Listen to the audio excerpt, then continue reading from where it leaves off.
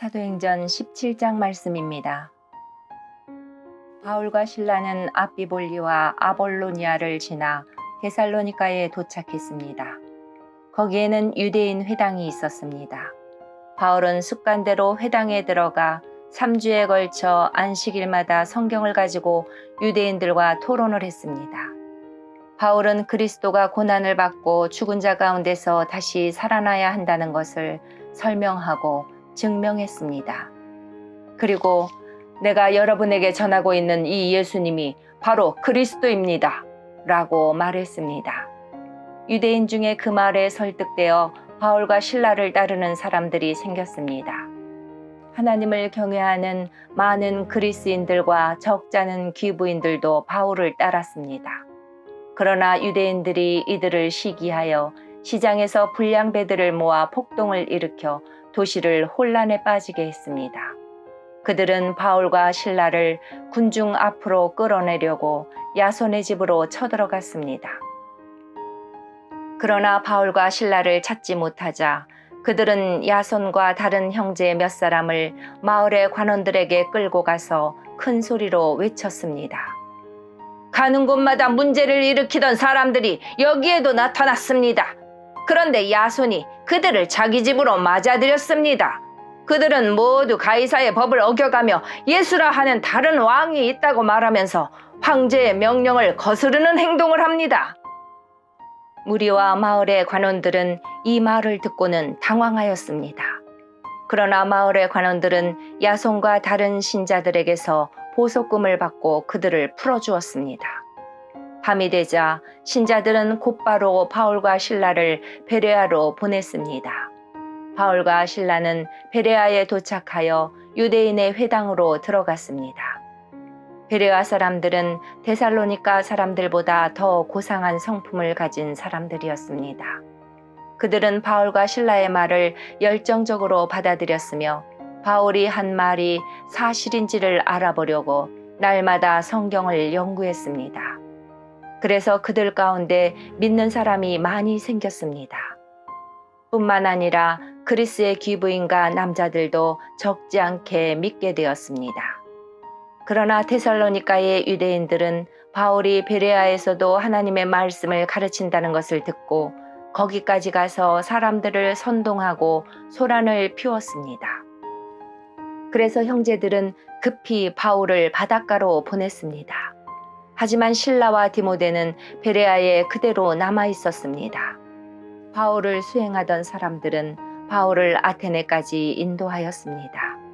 그들은 가능한 한 빨리 실라와 디모데를 바울에게로 데려오라는 지시를 받고 베레아로 돌아갔습니다. 바울은 아테네에서 실라와 디모데를 기다리고 있는 동안 온 도시가 우상들로 가득 찬 것을 보고 대단히 화가 났습니다. 그래서 바울은 회당에서 유대인들과 하나님을 경외하는 그리스인들과 토론을 벌였습니다. 그리고 광장에서 만나는 사람들과도 날마다 토론하였습니다. 어떤 에피쿠로스 철학자들과 스토아 철학자들이 바울과 논쟁을 하게 되었습니다. 그들 중에 어떤 사람은 이 수다쟁이가 무슨 말을 하려고 하는가? 라고 말하기도 하였고 또 어떤 사람은 그가 외국의 다른 신들에 관해서 말하는 것 같다 고 말하기도 하였습니다. 이 사람들이 이렇게 말한 것은 바울이 그들에게 예수님과 부활에 관한 복음을 전했기 때문입니다. 그들이 바울을 붙잡아 아레오바고에 있는 시의회로 데려가서 바울에게 이렇게 물었습니다. 당신이 전하고 있는 이 새로운 가르침이 무엇인지 우리가 알아듣기 쉽게 설명해 줄 수 있겠소? 당신이 하는 말은 우리에게는 무척 낯설고 새로운 것이오. 대체 그것이 무엇인지 알고 싶소. 아테네 사람과 그곳에 사는 외국 사람들은 새로운 것이라면 무엇이든지 말하거나 듣는 것으로 시간을 보내는 사람들이었습니다. 바울이 아레오바고 시의회 앞에 서서 말했습니다. 아테네 시민 여러분, 내가 보기에 여러분은 모든 면에서 종교심이 강한 사람들입니다. 내가 이곳저곳을 돌아다니면서 여러분이 섬기는 것들을 자세히 살펴보았는데 그 중에 알지 못하는 신에게라는 글을 새긴 제단도 보았습니다. 그러므로 여러분이 알지도 못하고 섬기는 그 신에 대해 여러분에게 알려드리겠습니다. 그분은 온 세상과 그 안에 있는 모든 것을 창조하신 하나님으로서 하늘과 땅의 주님이시며 사람이 지은 신전에서 살지 않으십니다. 또한 이 하나님께서는 모든 사람에게 생명과 호흡과 모든 것을 주시는 분이시기 때문에 무엇인가 부족한 것이 있어서 사람의 손으로 섬겨야 하는 분이 아닙니다.